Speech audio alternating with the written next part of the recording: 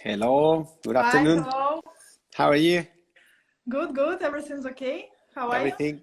Yeah, everything is going well despite of the lockdown. We've been almost a month. No, yeah, 1 month already.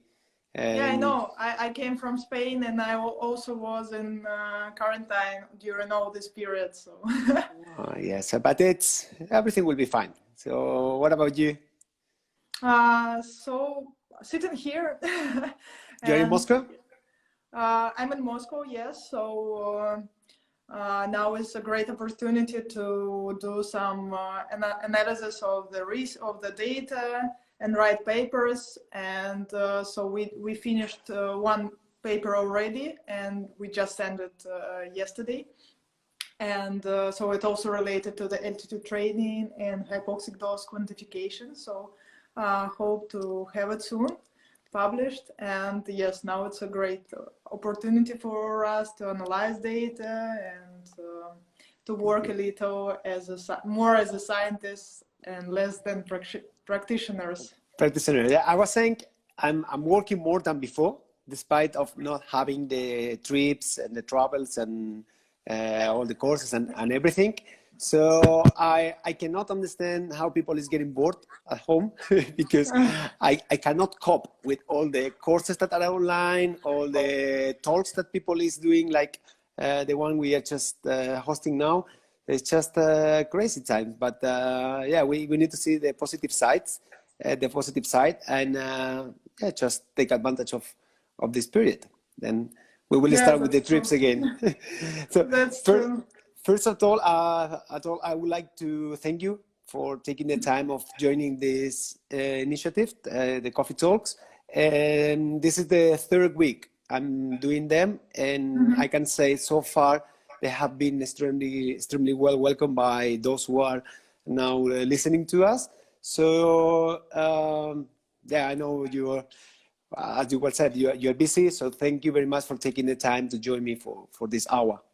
Yeah, thank you. Thank you so much for the invitation. And I saw, yes, you invited a lot of my friends. So, and also I'm happy to join you tonight.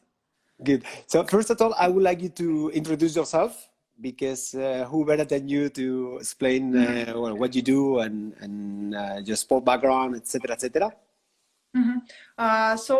Briefly, my background is sports sciences and sport medicine. So it's not a regular story when sports scientists combine the sport medical background. And so for a long period of time, firstly, I started to work in the sports science laboratory, and then I was working a lot with the different teams and as a sport medical doctor. And I try to keep going, combining these two approaches.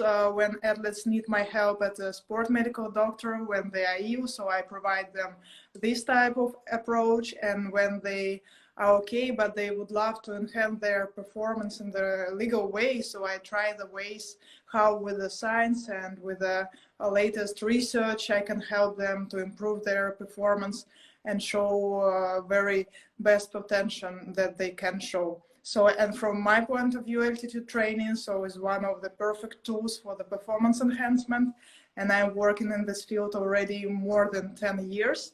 And also, so when I started to work in the sports science laboratory, I also dedicated more to the fundamental studies related to hypoxic response and the mechanism of the response to different types of hypoxia. So actually this topic is with me for so long time, from very fundamental mechanisms to very practical approach. And so I still love it and keep going, doing some research and now we started to write a book about altitude training, so we keep going. I always say that I'm privileged to be living where I'm living right now because I have the high altitude training center here in Granada, just 40 minutes away from my home. It's just for me, and I kept saying this during the coffee talks that usually we will have this conversation up there. So it's not through the screen, but I used to, every time you are around, just go upstairs to the mountain and just catch up while you're doing job or you have your breaks with with the trainings and everything. So the high altitude is a topic that really interests me too, and I do believe it's an essential tool for, as you well said, legally enhancing the athlete's performance. And that's why one of the reasons I wanted you to be on board and just share your valuable input, because you have a wide experience in the area, and I think it was quite important. So basically, the way why I started those coffee talks was, as you well know, I work for the ITU in the development department, and I run courses all over the world, but for those federations that are still, let's say, labeled as development ones. So those that are in the process of becoming developed federations. So a lot of coaches have obviously thousands of questions, because they either have limited access to the resources available or to the knowledge available, or they don't really have enough experience to apply all what is available into the proper practice. So when I'm saying that I'm living here in Granada and we do a lot of high altitude training camps, and I go up there quite often, then they just smash you with questions. How should I do it? For how long? What kind of considerations do I need to take before, during, and after going up there? So that's why I am. They already have heard from me, but I wanted them to hear from someone else. So that's why you are on board today. So first of all, I would like you to briefly explain me why it's important for athletes to use the altitude training. So first of all, I would like to say hello to my friends who are joining our direct talk. And so coming back to your question, the altitude training is a really, also coming back to your comments, actually, the altitude training is the field when you really need to get experience, and when you start to get experience on your own athletes, and when you make mistakes on your own athletes, is not really a good story. And that is why, actually, also from my opinion, if you have the possibility to connect with some professionals who are working in the field of altitude training, better to do it, because from one point you can enhance performance using altitude training, and from another point of view, you actually can destroy your athlete and finish his career. And this is very, opposite. Opposite to what you want, actually, yeah. Yeah, opposite results of the altitude training. You wanted to enhance performance to your athlete, and finally he need to finish his career or recovery during 1 year. So it's not really good story for the coach.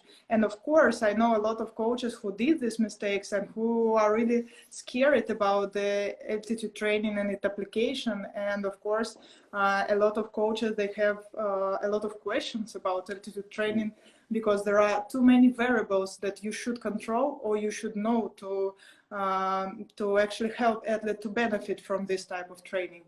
And coming back to your question about why actually athletes need the altitude training, so there are different types of altitude training, and recently one more new paper of group of Gregoire Millet, Olivier Gerard was published. So it's a new paradigm of the altitude training, and there are now more than 14 different types of altitude training and different types of hypoxic training. Also, when you use artificial hypoxia, when you can actually improve every quality that you need. You can improve, if you are endurance athlete, you can improve your aerobic capacity. If you need to improve your buffer capacity, you can do it with altitude training. If you would like to improve your repeated sprints ability, you can do it with altitude training. If you want to work more on strength, you can do strength training in altitude, or different types like the occlusion strength training, or you can improve your economy and other capabilities. So actually every type of altitude training provides us different improvements in physiological way. And so in my work also I come in from the more from the physiological pathways. So first for me it's important to understand which part of performance you would like to improve, or what limitation athletes has. And then when I know his limitation, for example, he needs to improve aerobic capacity, improve, for example, total hemoglobin mass amount. So here perfectly can fit types of altitude training like lift high, train high, lift high, train low, and lift high, train low and high. So there are a lot of different methods, but yeah, you should always decide to go from your athlete and from his requirements. So you don't need just to start every method. So choose the best that fits season, that fits athletes, that fits coach, of course. So, and all the year plan of preparation. I often seen in the center here in Granada a lot of people that went up for the first time, and they obviously get excited by the fact of having, you know, such an amazing facilities, the surroundings, and every time they go up there, that means they don't have to worry about anything else but training. So they want to just squeeze as many hours of training as possible. So when they reach up there and you say, no, first week, it's easy. You need to do just a little training. They do not really understand until the day, because we always come by days, day 3 or 4, the reality hits them and they cannot walk upstairs, or they had a headache the night before, etc., etc. So if you wanna, what would be your advices for those that wanna train in altitude for the first time, and kind of recommendations they should take into consideration before going up there, while staying up there, and then after? So it's actually a really big question that you asked. Yeah, so I tried to summarize a little bit, because that's actually I will divide it in small parts. Yeah. But first of all, I would like to start with this altitude training center in Sierra Nevada. So when me personally, I went there for the first time, I was really amazed about the facilities. So I strictly recommend for those who would love to have an altitude training at the altitude from 2,400 meters to 3,000, if I don't mind. You can put up, yeah, you can go to Villeta, for example, to 3,300. Yeah, so it's, yeah, so you can do a lot of different types of training. There is a road upstairs, so you can do different types of like lift high, train high, for example, or go down and do lift high, train low. So these approaches are available at this center. And so if you are going for the first time at the altitude, you are the coach or you are athlete who is going for the first time. So first of all, don't expect a lot from this training camp. I think this is the main idea that you should have, because sometimes in the first training camp it can feel really difficult with this, as you mentioned, acute mountain sickness syndromes, like a headache, like poor sleeping, and then actually from my experience, it's very difficult for an athlete to, in the first training camp at altitude, to make the old training plan. So that actually training plan should be modified for the athlete who is going for the first time at altitude, and coach should be very patient and do not expect from athlete that he will actually complete all these workloads that he was expected that he will do. Another story, of course, and actually training camp at altitude begins actually 3 weeks before the training camp in altitude, because you should be very well prepared for this. So you should be in the very good fit to make possible do all the training loads at altitude. You should be free of illness and of any type of injury, because it influences a lot, first in the erythropoiesis, and from the second part that all the illnesses, they getting worse at the altitude, so you will not benefit, or you can actually get worse at the altitude.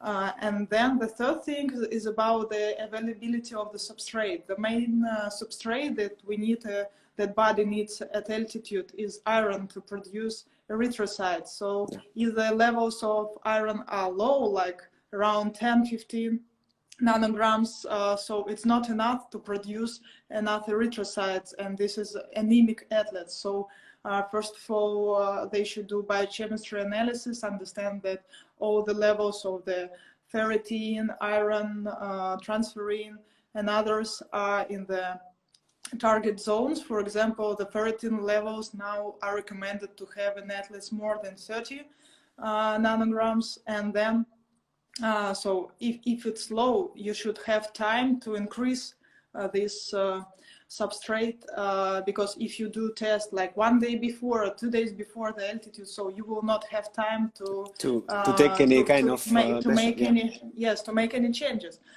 So, and this is very important to have this time to also to solve any type of issues that can actually be can happen.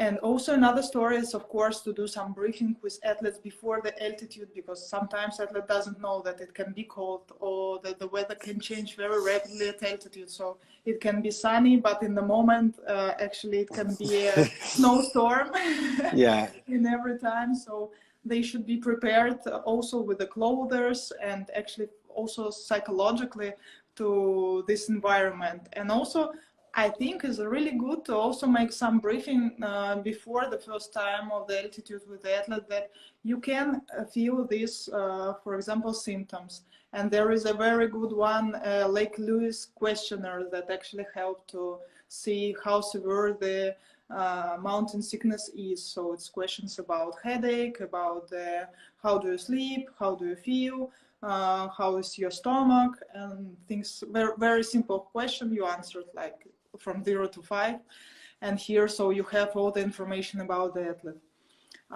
So, and then when you come to altitude, so coach should be very attentive to his athlete, and the most important period is the first days of acclimatization. And here the training load of course should be decreased, and from one point of view, coach can make this mistake and make training load very intensive. And from other point, also athletes, I see that they also do this mistake, and they don't like to go in the zone 2. They would love to go faster, zone 3, all out, first day, while we are just jogging. We want to do something very fast, so we are feeling okay. And this is also very the situation that actually coach should control, because if they overload in the first couple of days, they will have a decrease in performance in the next week. So actually the main goal is that gradually performance increase at altitude from day first to day, for example, after 14 days you have totally acclimatized athlete, and this athlete can do very severe workloads, for example, glycolytic workloads, and the intensity of the training should increase. But if first week is not like it should be, slow, adaptive, so your athlete will be dead actually after 2 weeks at altitude. And this is also important. For everybody who goes at altitude, I really recommend to take pulse oximeter. I don't have it near to show, so this is the fingertip pulse oximeter that helps to measure the value of oxygen in the blood and heart rate. And so every day in the morning, if athlete measure his heart rate and saturation, you can see that gradually these parameters, saturation in the blood increases and heart rate decreases. So when you see that, like every day, starting from day 1, like day 1 arrival, first day 90% from 100, then 91, then 92, then 93. So you see a good progression of the adaptation to the altitude, and the heart rate is decreasing. So for example, normal heart rate at the sea level for your athlete is 35. And then at the altitude in the first day, you see 50, for example, 55, and then you see that it's gradually decreased. So it's also a very good sign that everything goes okay. And so after 1 week, you will have already parameters that will be nearly the sea level, or even in some athletes who adapt very well, it can be the same. So this is the sign for you that you actually, as a coach, you can start hard training right ahead. But sometimes you can see also other it's happening dynamics. otherwise. Yeah. Yeah. So, and for example, saturation can drop down, or it can be related with some illnesses, for example. And here you can actually be very attentive to the this parameter, because it's very, I think it's very essential information that it can provide you, saturation and this questionnaire, like Lewis questionnaire. So these two tools, they are very easy, cheap. Yeah, they are not expensive. They are not expensive. Everybody can use them. It's very easy to learn how to do it. So it is instead of use very I don't know, expensive tools. So this is very basic one that everybody can use at altitude to control their condition. Definitely. You mentioned something really important about the psychology, and I always say the same to those that never been in Sierra Nevada.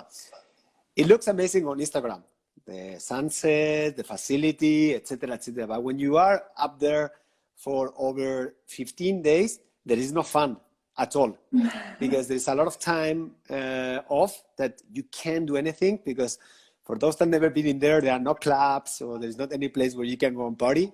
Especially during summertime. Wintertime, because of the ski resort, there is more life.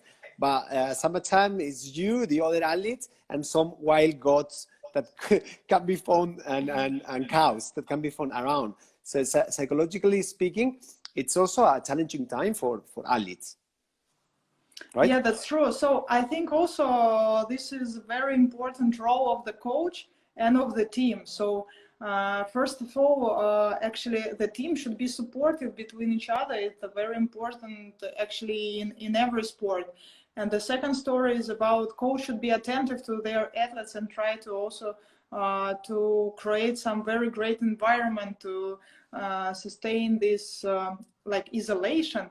And also, I think it's a very good mental story about like there are different periods of times, and you should explain to your athletes, and they should understand this. It is very great time when you can focus only on your performance. You can focus on your what things are happening inside your head. You can focus more on your technique. You can focus more on your particular sport. So here you like it's also it's a great opportunity and unique environment when you can actually isolate yourself from the entire noises and just focus on your goals, your technique, what you want to achieve this year, for example, and things like this. And having your friends, your team, your coach near, and creating a great environment, it can be actually, you can create best training camps ever at altitude.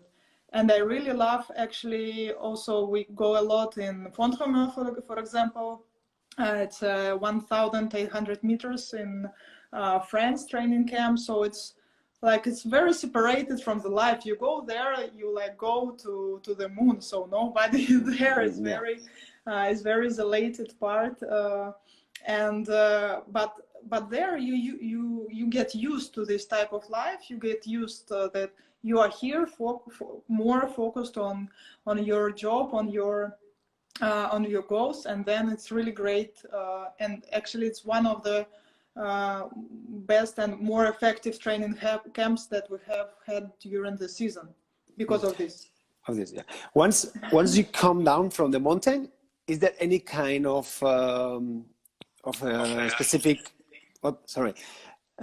specific things that coach should do, or once you are down, it's like coming back to the normal situation, and you can do whatever you used to do before?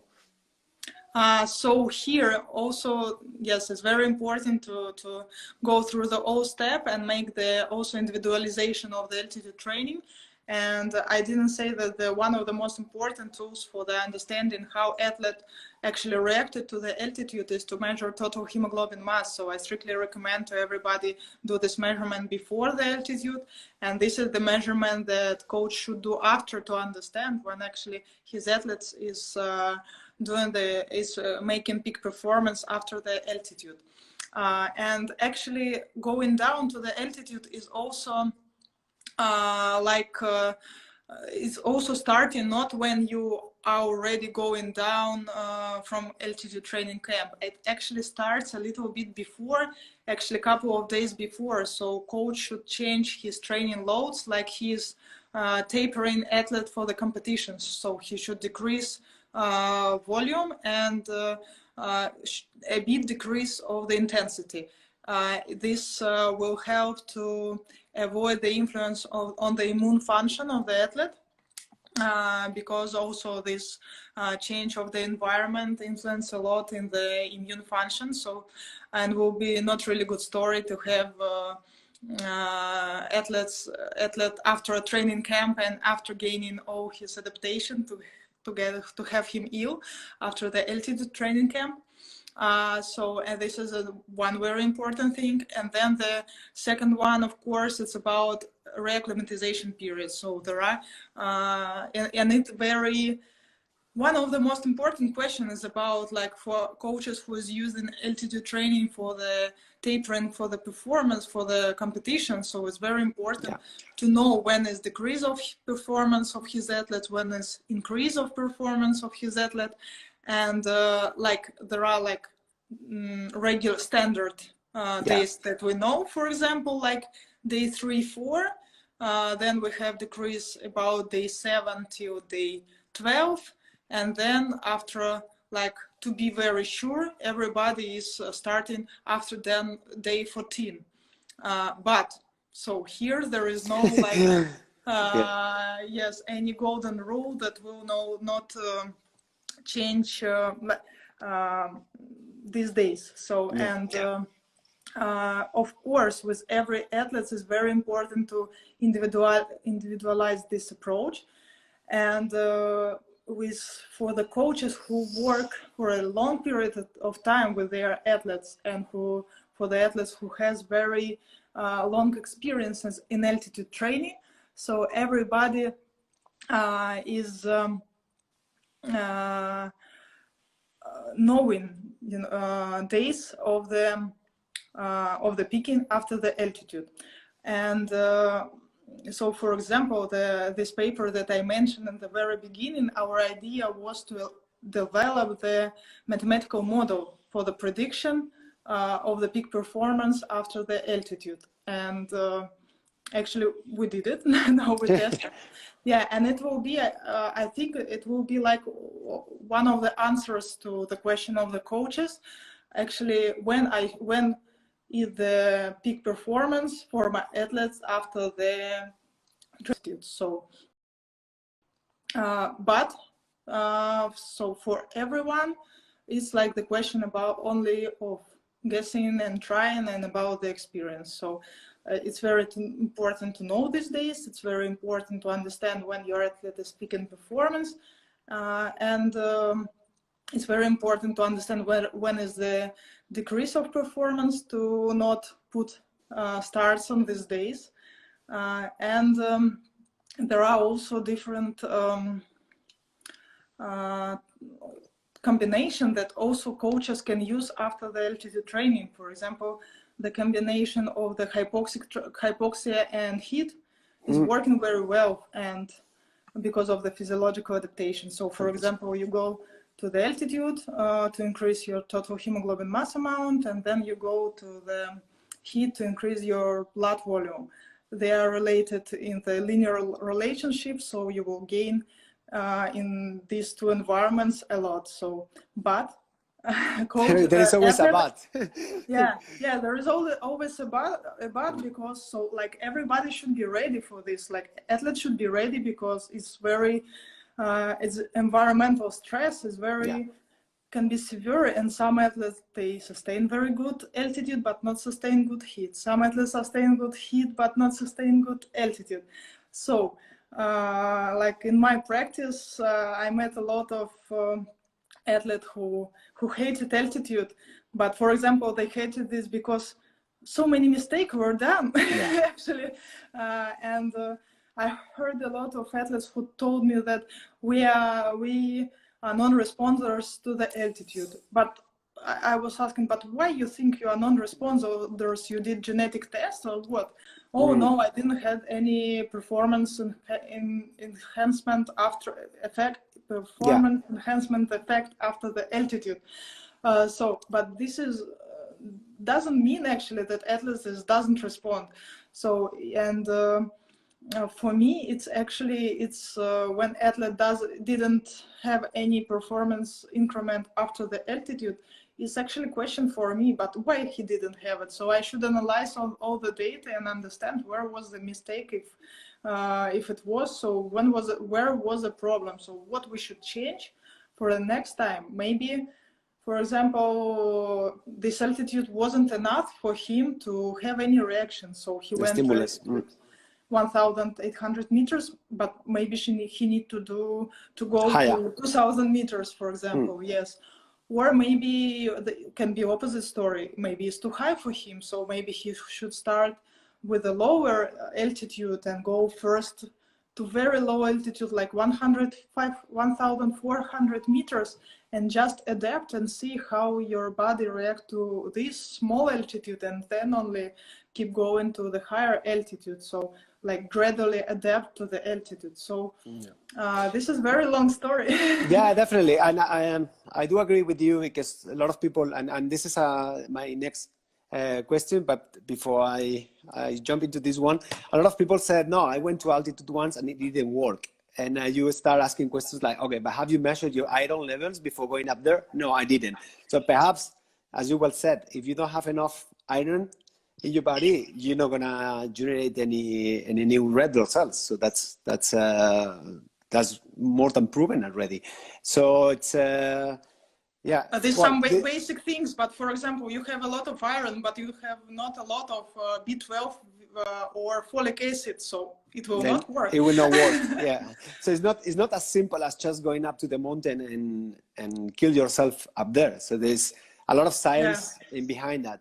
So another story, actually, I will interrupt you, sorry, with the hypoxic altitude generator, so like I know some athletes who just took hypoxic generator and then put it the highest altitude the generator can give. And then they told, I don't have any effect from the altitude training. Actually, I have the decrease of the performance after this, but oh my God, if you sleep at 6,000 meters, so for sure you will have problems after. Problems with that. Yeah, and it's, as I said, I think it's a topic that is becoming more popular because of the number of athletes who are using these methods to enhance performance. We were saying, especially in triathlon, and I was having a chat with Ari, the Norwegian coach. They spend here and also in Font Romeo most of the year. So we met in Sierra Nevada, met in Font Romeo. So yes, in Lausanne it was a World Cup, the final World Cup. Yeah, so they was coming really straight away from the altitude. Yeah, definitely. So that was my next question. Well, before I move into that, I feel extremely privileged that we have Nasser watching this live talk. So for me, actually, when I saw his name, I started shaking. It's high pressure for me to have such an icon watching our live coffee talk. So hi from Spain. And I'm sorry for Nasser is what my very good friend, and I am really happy to work with him for so long time. And hey, I miss you, Nasser. He doesn't know, but I have a huge background in the Middle East because I lived in almost 3 years in Kuwait, 1 year in Bahrain, and I keep visiting the Middle East quite often. So I'm really, really attached to this part of the world. So you were saying about the responders and non-responders. So is there any science behind a part of what you say? genetically like ready to gain these benefits of altitude or not? Or how does it work for those that are responders and non-responders? Is like a rule, or how does it work? So actually, this years I start to avoid these words like responders and non-responders, because it was very fancy to say this in 2002, 2004. So like it was explanation because why some people didn't react to the altitude, but actually with the time a lot of specialists started to use this words to explain like why person didn't respond to the altitude. So the main story behind this this word is that this person is not genetically responding to the low level of the oxygen because of his genetical predisposition, and he is not extracting enough EPO like a reaction to this low oxygen. But this always but yes amount of these people is like only 2%, if I don't mind. And actually it was the same story, I guess, in training. Like it was the not theory, but there were some publication that there were non-responders to the training, to the high intensity training. So actually this is the same story. The same story. So okay. And in some period of time, this word became an excuse why person doesn't have respond to altitude. So if athlete comes to the coach and he says, or after this training camp at altitude, I didn't felt any benefit from the altitude training, and immediately coach answer to the athlete that, oh, you are non-responder. Don't worry. Yeah, but behind this, actually, before you to say this, you need to do genetical test and see that the athlete is non-responder. But only if there are only 2% of non-responders, so most probably your athlete respond, but was some mistake and or was some issue that you should find and actually help athlete to have this benefit next time. So for those that live in high altitude, like Mexico City, and this is a question that my colleague Claudia will really benefit from it, because she lives in Mexico City, and we always discuss what they should do. What kind of considerations for those that have been born, raised, or continuously living in high altitude should do in order to improve their performance? So for the high altitudes is very different and interesting story, and I really love from one point of view the studies that did Walter Schmidt and Nicole Promer. So they did studies measuring total hemoglobin mass in highland in the people who was born in the high altitude, and they really demonstrated a very high amount of the total hemoglobin mass. But actually it doesn't mean that performance of these people will be extraordinary if they doesn't train anytime. So the main story about the performance, it's that you gain different physiological adaptations, and with these physiological adaptations, improving economy, improving power, improving parameters of the cardiovascular system, VO2 max, and so on, you improve your performance. So for the people who live in an altitude, so they should not only live at altitude but also train in altitude.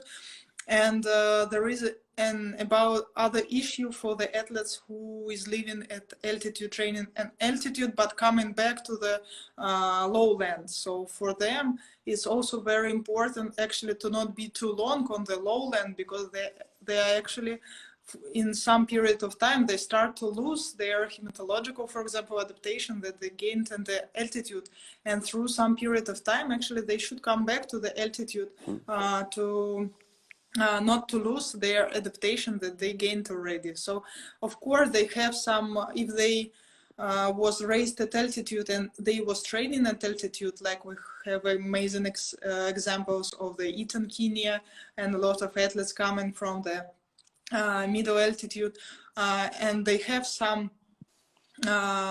benefits comparing to the athletes who didn't raise at altitude.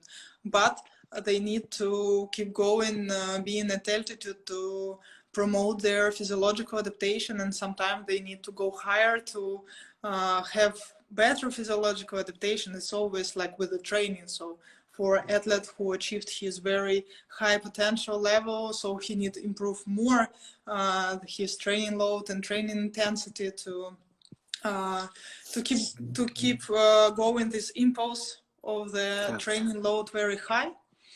So do you recommend for those that Mexico as an example, I just bring it up, they should even go higher to get like different stimulus, so better stimulus, despite of having born or lived in this altitude for the entire life? So would that this be... is very, this is very individual. You should every athlete should measure his parameters. So for example, if he at altitude he doesn't have any decrease of the saturation, his saturation at the Mexico City is 98, and during the training load his amount of the oxygen in the blood is also doesn't go really down, so he's not really doing altitude training. He's doing normal training.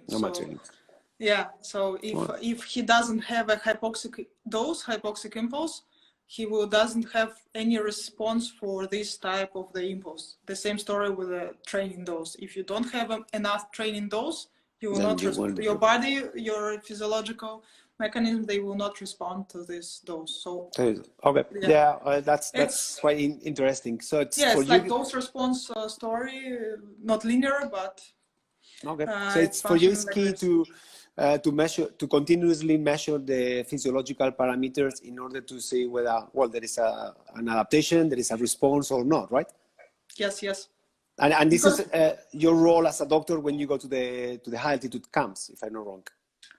Yes, so this is one of my roles that from one point of view, yes, I should control what is going on there with the health of the athletes and so on, but huge part of my work is actually to measure different parameters, blood oxygen saturation and muscle saturation, for example, and lactate and others. So we measure different parameters and then we analyze them. So if you have like 12 athletes every day, you have some data about their, like we do some night recovery monitoring, so how they recover it and so on. So like if you have from every athlete each day some amount of information, you should analyze this information and provide it to the coach as fast as possible. So we're also measuring a lot of power data and data in the gym and technical data. So it's very nowadays, I used to say nowadays we're coaching human beings, but we are also coaching numbers. So it's the amount of info we can gather nowadays is unlimited. And I think it's key what you say. Gather it, analyze it, take decisions, and just transfer it to the coach or whoever is prescribing the training. I think is key. And I think everybody that been on these coffee talks before agreed on the importance of multidisciplinary teams. Each of us have a role, because if you're alone, you're gonna lack on something. Either knowledge, resources, so it's almost impossible to cover all the areas. So we have 15 minutes because Instagram only allows us for an hour. So I'm gonna give the ground to whoever wanna ask questions. You are free to answer them or not. And then there was one really, really interesting about the I cannot pronounce this word. The cameras, okay, I'm just gonna read it. Do you recall hyperoxygen training in the lab at sea level after altitude training? I do believe that means this how do you call it, the devices, hyperoxygen chambers or. No, I understand the question. Yeah. Before I go to this question, I actually want to just finish your idea about the coaching numbers and things like this. So I think is very important step forward for the coaches. Like when you have objective numbers, you can actually, you know what to improve. So you can measure different physiological capacities and you can improve them very directly. And if you don't, I don't remember who said this phrase, like if you don't measure, you cannot improve. So it's very important. But from other point of view, you can actually have so many data that you will be not able to analyze it. And I think also coaches should not run for the like every data that is possible to get from their athletes. So it's important to choose very informative data, but if you will, very sustainable in their collection. And if it provides you enough information, so it will be like a very great tool for the improvement of the athletes. So if you have like 10 years of the data of your athletes and very important parameters, so it will be really very great tool for you as a coach or as a sports scientist who is working with you. And yes, it's very important to have this multidisciplinary team. And coming back to the question with the hyperoxia, so it's actually there are a lot now of, it's a bit different story, and now there are a lot of publication related to this topic of hypoxic hyperoxic therapy, and there are some publications that show that it improves economy, for example, and there are some publications that are showing that it helps for the athletes with the overtraining syndrome. So sometimes hyperoxia also is used at the altitude to make it easier for athlete to do sprints in the altitude, for example, and do hyperoxia during the recovery periods. And I know in the Colorado Training Center they used a lot sprints and hyperoxia, for example. And like this is completely separated topic,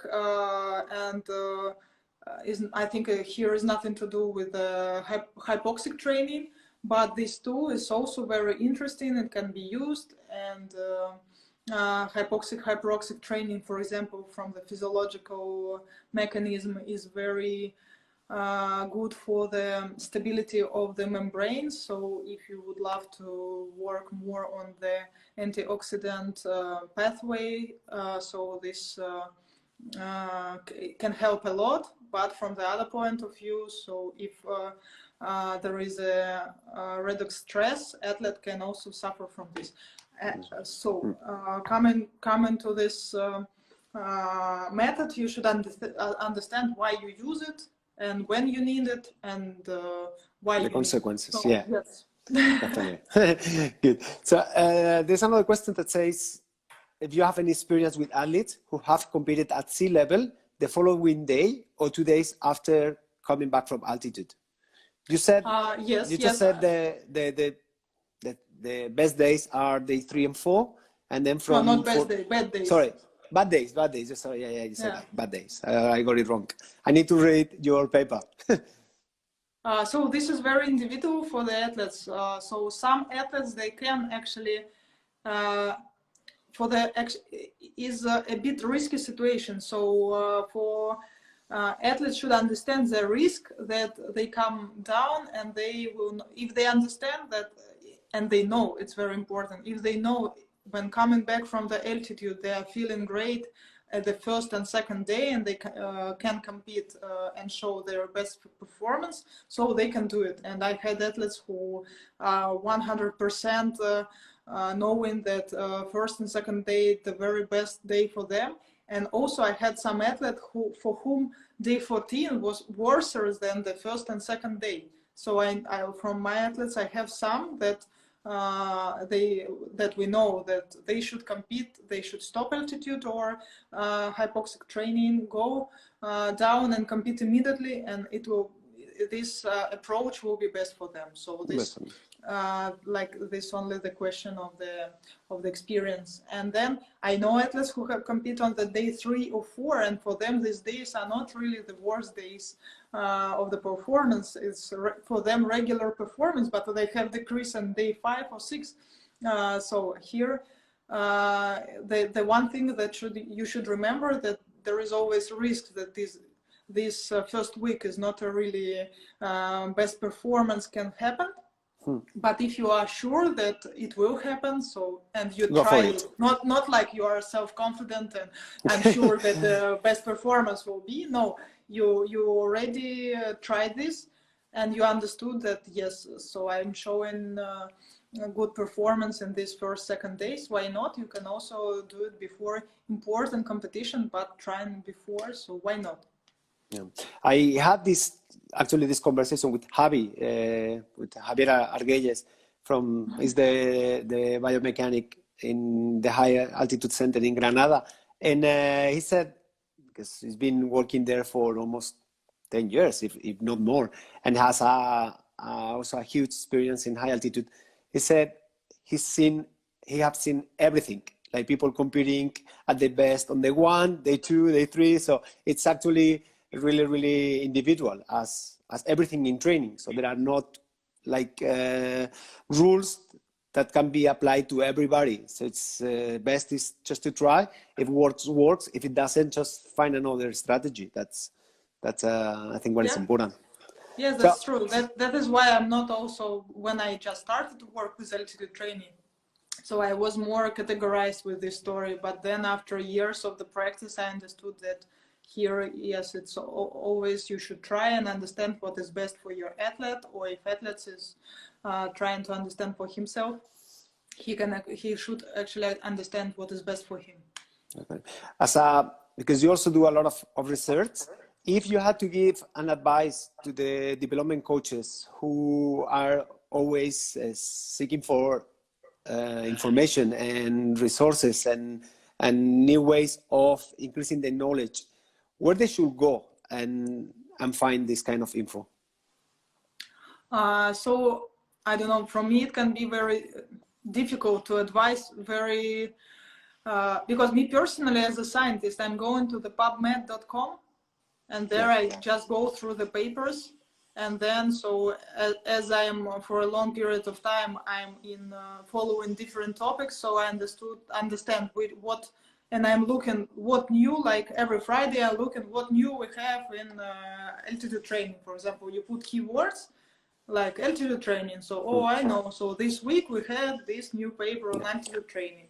And also is like already professional deformation in the conferences. I can hear like if the material is of this year or last year, or when scientists stopped to follow the updates and so on. But for coaches, what I found actually for them is quite difficult to go through the real scientific papers. And that is why also I actually started to write a lot of different types of like popular articles and explaining in the popular way what does it mean, and giving talks and lectures about also altitude training. So and trying to simplify these the things and these approaches, and trying to simplify to make it more practical, you know, because when you read like 10 papers, you don't, at the very end of the story, you doesn't understand, but how practically I can apply it. And I think so I'm the person who is actually doing this for coaches, so I'm translating scientific research into the practice, but like some tools where to go and to see, I don't know, I love Jan Lemur infographics. Yeah, infographics, they are quite good. Simple some of his papers or papers of his colleague. I really love the Asker You Can group, also website, My Sports Science, where also there are a lot of infographics, and he tries to explain in the very simple way. There is sports science, I think, community. They try to also translate some research. I'm not following them really well, so I cannot say about the quality, but I saw that they try to do this type of work. It's very difficult to do.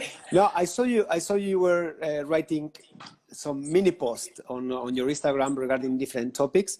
So I think this is really important, and a topic I already discussed, because now I know he's listening with Roberto Cejuela, and he is also doing it, like writing this short mini post in a language that the coaches can really understand. Because if we we keep using the scientific terms, and we sound really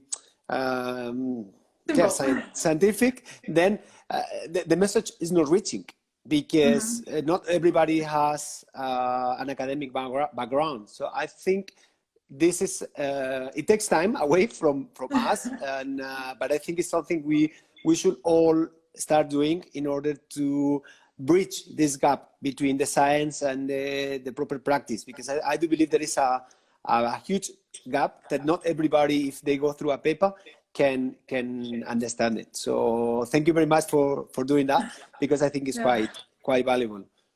Yes, very important. And actually, this is chat that I had with Steve Ingham from English Institute of Sport, and he wrote amazing book supporting to the champion. I actually strictly recommend for everyone who is working to read it.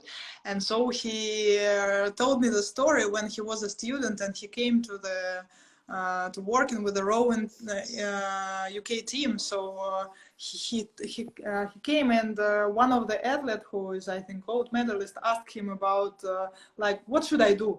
And he told, oh, in this paper was like this result. And then he still, but then I understood he doesn't care about the papers. He care about, will bring this, what he recommend him to do, improvement of the performance, bring him to the medal or not.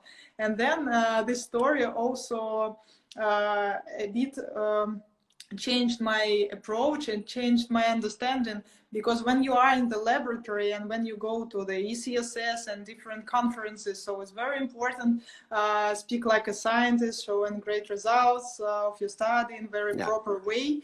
But then you need to actually change your head and put another head when you come to the coaches and athletes, and actually forget about all these academical backgrounds and try to explain, as you explained to your daughter, what is this altitude training and why should she need to use it, or some results, some approaches in the very simple way. And then the main story is to convince to try, because everybody actually is very scared to try something new. Things. Definitely. Yeah, something new. So everybody is used to do very regular things that already brought them to the success, and they think that actually we need to do this always, and every time we will come back, we will come to our goals. But to improve, you need to change things, and to try something new is always very scary for people. So you need to convince, also to try to convince them to do it. Yeah, definitely. It needs to get out of the comfort zone, because it's where the magic happens. So Irene, thank you very much for your time. It's been, as always, a pleasure to have a chat with you. So 1 hour just went by like that. So thank you very much once again for your valuable input and info. I will definitely ask you to send me some of the papers you mentioned and some of the resources you just mentioned, so I can share it with the rest, and especially your latest paper. And that's it. So I hope this situation all over the world just finish as soon as possible, and everybody is back to the normal schedules and works and everything. So hopefully next time it's a real coffee talk, no through Instagram. Talk, yes, in Sierra Nevada. Yes, thank you everybody for joining us, and thank you so much for this great coffee talk, and hope to see you soon. Have a good day. Just for your info, this coffee talk will be available on YouTube in a couple of days. So as soon as I have time to edit it, because here only lasts for 24 hours. So for those that have missed it, it's going to be available there among the others. Okay. So thank you very much once again, and have a good day. Thank you. Bye bye. Bye, and bye to everybody. Thank you.